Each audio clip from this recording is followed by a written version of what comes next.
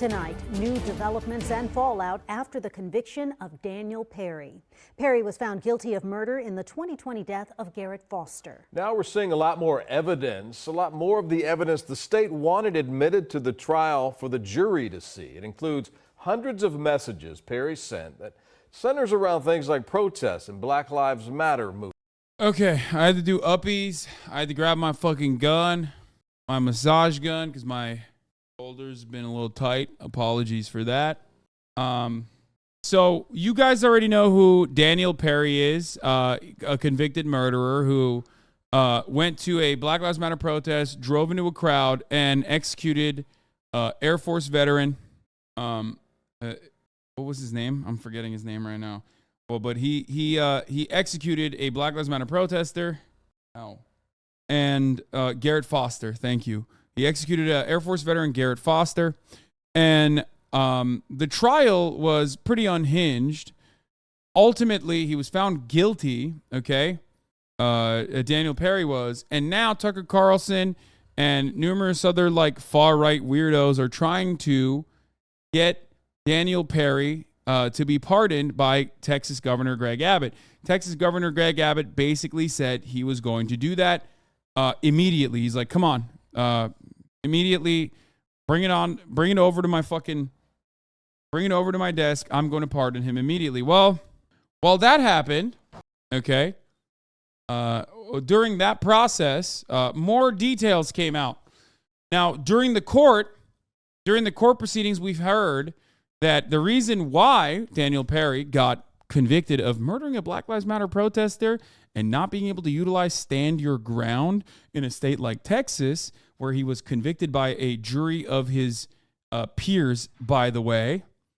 And that's a pretty hard thing to stick in a state of Texas. When you fucking kill someone and you say, I was in fear of my life, so I killed them, especially someone like there's a Black Lives Matter protester, they pretty much say, okay, well, here's your deputy sheriff's badge, right?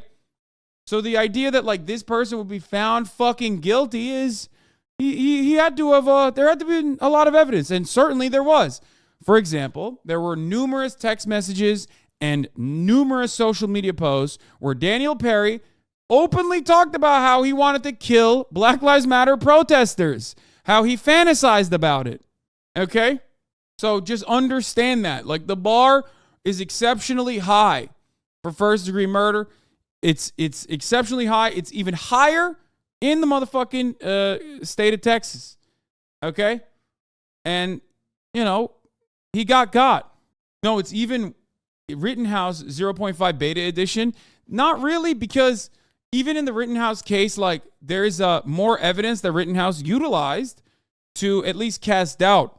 The judge was expressly on Rittenhouse's side, wouldn't allow additional information like Rittenhouse fantasizing about also murdering people that he called looters and thugs to be, called into question by the jury. That called in to be like, he would not allow that. That was not allowed in as evidence. We saw that afterwards. But in this circumstance, it directly corresponded to the court case. The judge allowed it to happen. The judge allowed that to be, brought up in the court case. And not only that, but also it was totally fucking unprovoked. Whereas in Kyle Rittenhouse's at least first kill, right, you could make the argument that the fucking, the other guy attacked him first, so he shot him, right? That was enough to cast some doubt on what the initial instigator was and how things escalated. Whereas in this regard, this guy drove into a fucking crowd of Black Lives Matter protesters, took his gun out, and shot one of them. Word you are looking for is admissible in court. Yes, the other judge would not allow that to be brought in as evidence. Okay? Rittenhouse is on the record saying he wanted to kill protesters, calling black people monkeys, and saying he wanted to go to Europe to hunt Muslims. Rittenhouse is not on the record for saying that. He did actually, and it was never brought into the record for the jury to see when the video of him surfaced, where he was talking about how he wanted to get a gun and kill the black people that he said were looting from the CVS a week prior. So remember that. But this guy did. Daniel Perry was found guilty because there was so much overwhelming amounts of evidence that he wanted to put himself in a self-defense style situation, okay? KVU's senior reporter Tony Polhetsky got a hold of those documents and shows us how they may impact Perry's sentence. Brian and Quita, this is the document Judge Clifford Brown considered when looking at what to allow the jury to see during trial. The jury saw some of these messages during the trial, but far from all of them. Because Brown is doing the sentencing, legal experts have said he'll consider all of this when deciding how much time Perry will spend in prison. In that document, the state mentions a Facebook post from Perry on June 1st, 2020 that says, quote, "They also spread violence and hatred like the Black Panthers of the 60s. Black Lives Matters is racist to white people and think we should pay them money because we purchased them from Black Africans in Africa." That same day, he also posted, you know, pretty basic stuff. I mean, a lot of people are throwing up huhs, but you hear this all the time. Any right-wing circle, if you've ever observed it from afar, you've heard these takes. I mean, half the motherfuckers we ban in this chat come in here and say shit like that. You know what I mean? It's pretty boilerplate, open and shut, cut and dry, white supremacist racism that maybe even some of your uncles and some of your fucking grandfathers have expressed time and time again.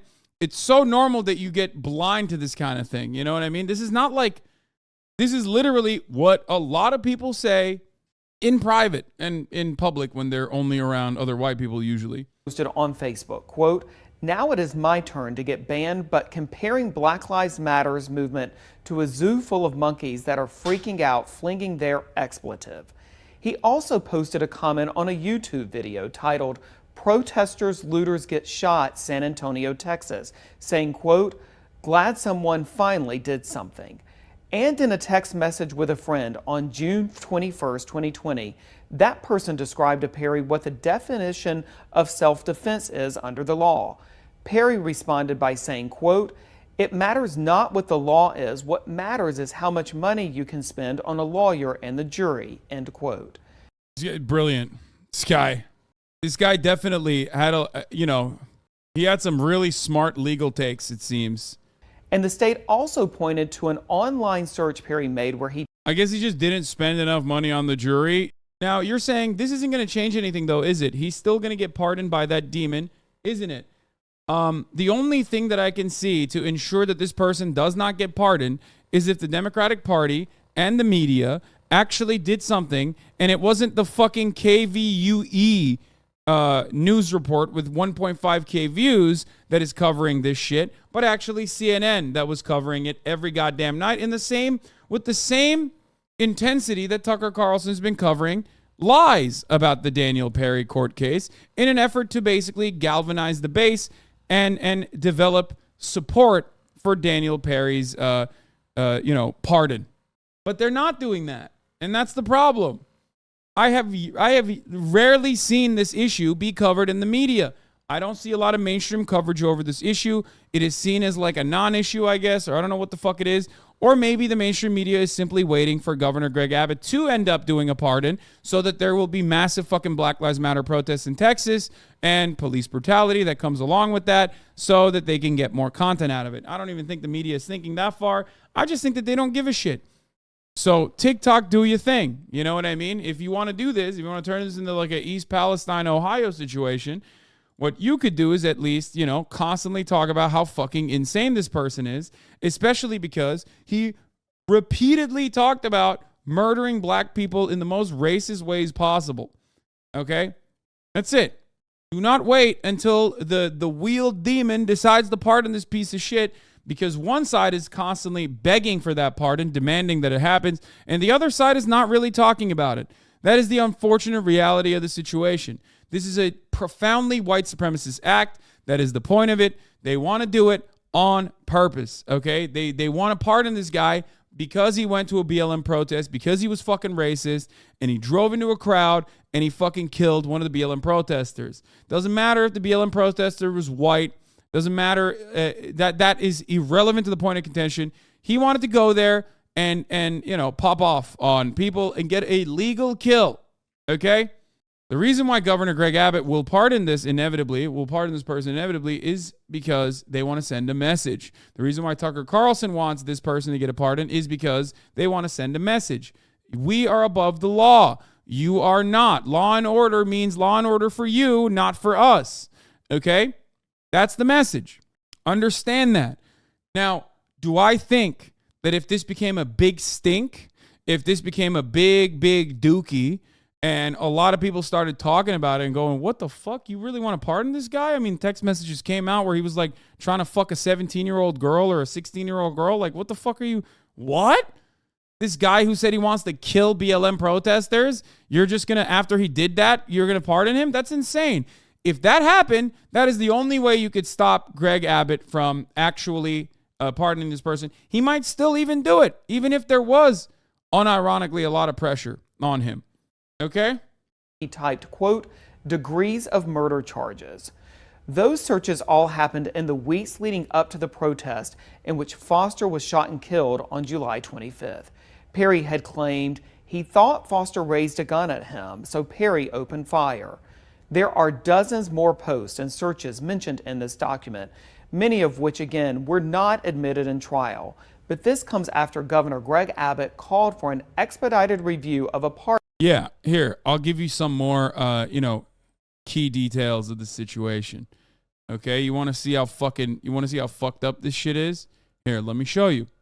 So, some of the racist messages, or a lot of the racist messages, are actually leaked. In addition to occasionally racist messages suggesting Daniel Perry, the man Governor Greg Abbott wants to pardon, was fantasizing about shooting protesters, there are some where he's chatting with underage youth. No nudes until you're old enough, Perry wrote in one message.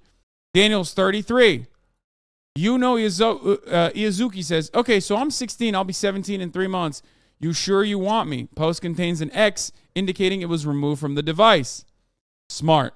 What state? He says. Huh? She says. What state do you reside in? Nah, you too late, boo, says you know. Outgoing messages, okay. She says, bye. Your loss. Iazuki says, oh, okay, call me. He says, do you have Skype? Also promise me no nudes until you are old enough to be of age. She says, okay. 33 years old.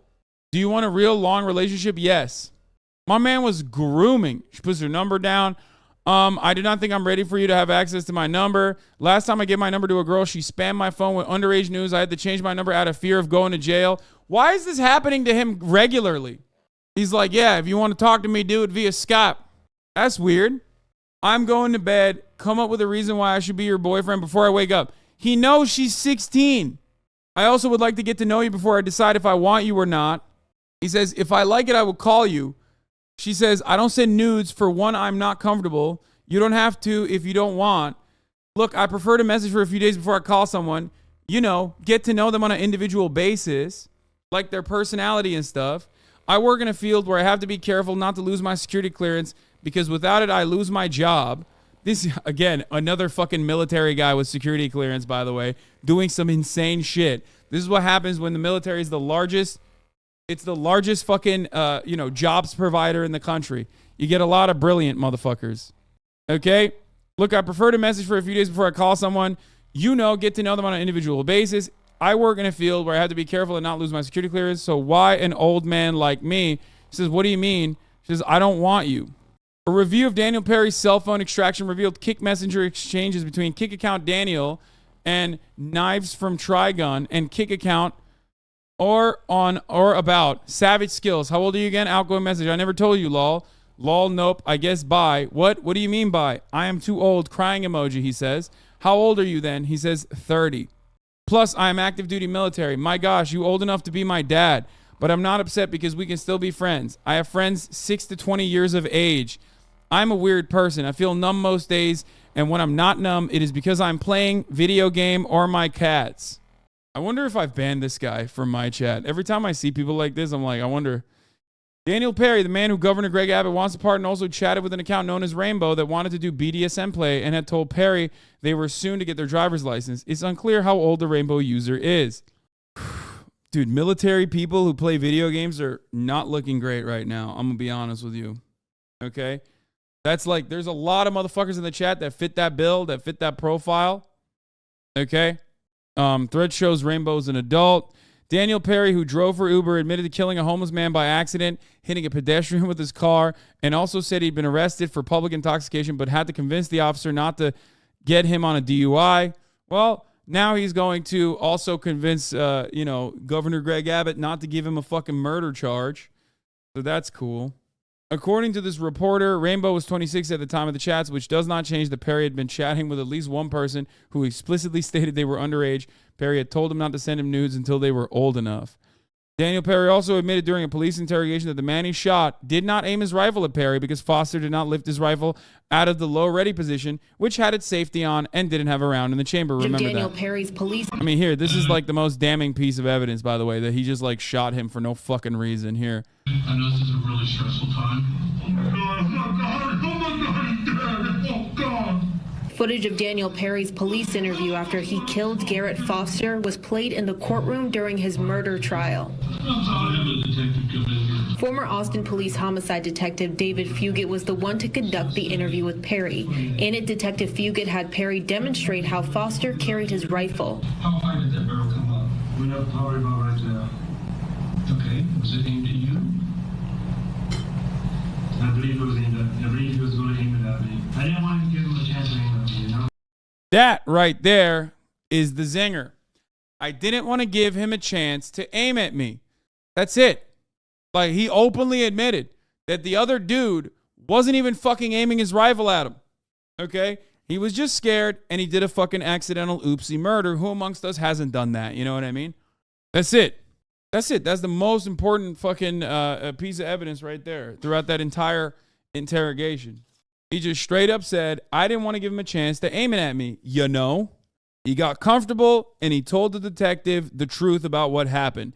Now, after that, obviously, his lawyers tried to aggressively change his perspective, aggressively change his stance, but none of that truly matters because ultimately, okay, there were so many other witnesses that saw what happened on top of his text messages prior to the event that, made this pretty fucking damning, that made a jury of his peers convict him of murder beyond a reasonable doubt. That's it. Perry did while he was sitting in the driver's seat. It's like a thing within a restaurant.